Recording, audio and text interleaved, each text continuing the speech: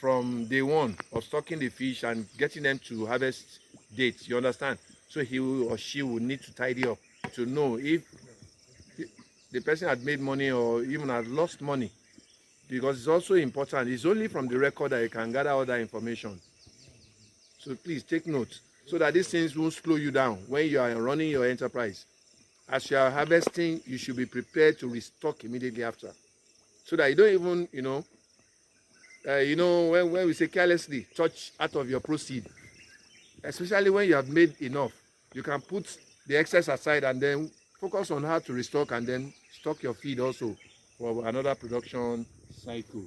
Then if you observe, did you notice that the net, once they are taken away from the top of the pond, you can't use them again? You know why? Because they are usually very, how do I put it? They are fragile. Any little, pressure on them, come and rip off me and open up or even tear open. You understand? So also, those are part of the things that you will need regularly each time you harvest and you want to restock. You have to replace the net. And the purpose of using the net, I believe everybody knows that, is to prevent predators from crawling inside, especially the crawling ones. And you also have the ones that are flying. Don't forget, kingfishers. They are very prevalent around this area. Yes, so you find them everywhere. In fact, but you won't know. It's only those that understand their sound when they are chirping or when they are making their noise that you can know this is kingfisher when you hear it. But if you don't know it, you just assume it's any kind of fish. I'm sorry, bird. Yeah. They are very prolific, and then they dive in and take whatever they want to take and go. Especially when the fish, they are still very young, like in their juvenile or fingerlings. In meters.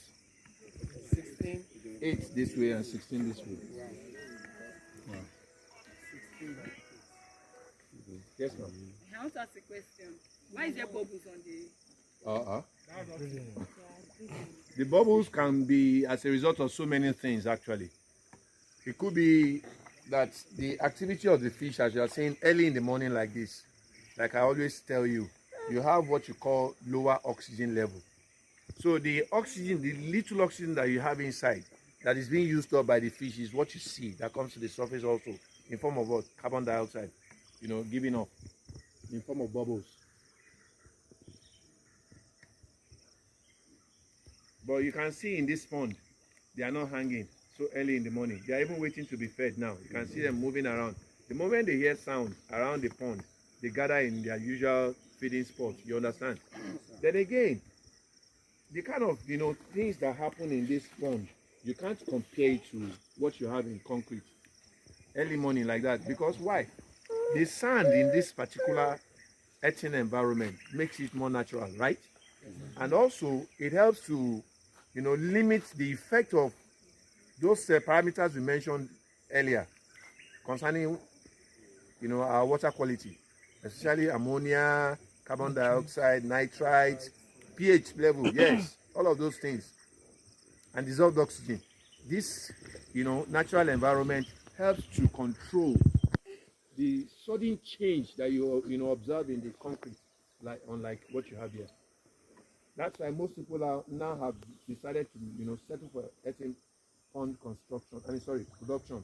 Then again, the fact that in a concrete pond environment, you have the benefit that goes with that particular production system, such as what? You are able to monitor your stock, the number from time to time. You can test crop easily and even do your grading. It's not same here. You understand that? But then the benefit that comes with you using fewer quantity of water, especially when there's scarcity. And then again, this one, when you say it refreshes itself because it's a seepage pond. So the excess of it, you observe, look very closely, you'll see like an outlet. You've seen it, that pipe there, and it has a cap over it. During the rainy days, especially the heavy rainy days, where you have about 3 days rain, 4 days, non-stop, the excess of the water, once it rises to a level, instead of it spilling over the edges of the pond, it will go out first through that end But when it becomes too heavy also, and it can't pass through that side, then you are advised to do what? The perimeter of this particular pond, you have to use your what? Chicken mesh to protect your stock so that they don't get washed away. You know, somebody was asking a question that when you pond and you net it like this, is it good to spray what you call chemical on the edges, the walkway area, and even the level to a level, the pond wall, whereby you know regularly water will not get to that level? I said it is possible in the dry season. You can do that. Yes, you can do that, and it will keep the vegetation down for a very long time and saves you money, and at the same time keep your pond environment very tidy. Is that understood?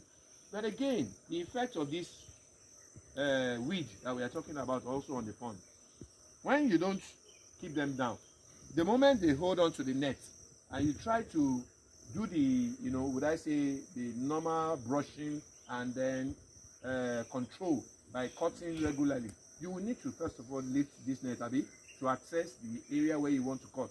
In the process of you lifting, because these things have already entangled themselves in between the net, it will rip off, and that makes the net useless. So this is one of the reasons why you must always, you know, control the, you know, vegetal growth around your pond area. Then again, also to ward off what you call predators also, because those ones, they hide and then they even thrive in a very thick vegetation environment. I hope that's also clear. Then again, let's look at the netting of this particular pond also. You can see that if you don't use this line in between, because of the weight of this net and the area it's going to cover, it will sag and then you will be almost touching the pond water. And when that happens, your fish stock can get entangled in the net and they will die once they can't free themselves from that entanglement. That's one of the reasons why you also do it this way. Then again, like I said, it's also good to use chicken mesh if the need arises, remember, for protecting your stock from being washed away during heavy rainy days. And also, if you observe that in the mornings, I said that if you are used to feeding your fish at 7 a.m., 8 a.m., 9 a.m., depending on what time of day or what time of the morning you have decided to come regularly. See, they are so used to that time. Never you deviate from doing so. Even when you can't come, you must ensure that someone will stand in for you to do that thing for you. It affects their growth rate if they don't feed at the time they are supposed to feed. And again, if you don't even give them on a daily basis, just like you have in chicken, when they are laying eggs and they miss out their ration maybe twice, or water twice, it will affect their efficiency rate. Same thing that you have in this livestock or any other livestock. Yes. You might not see it immediately, but it will eventually manifest.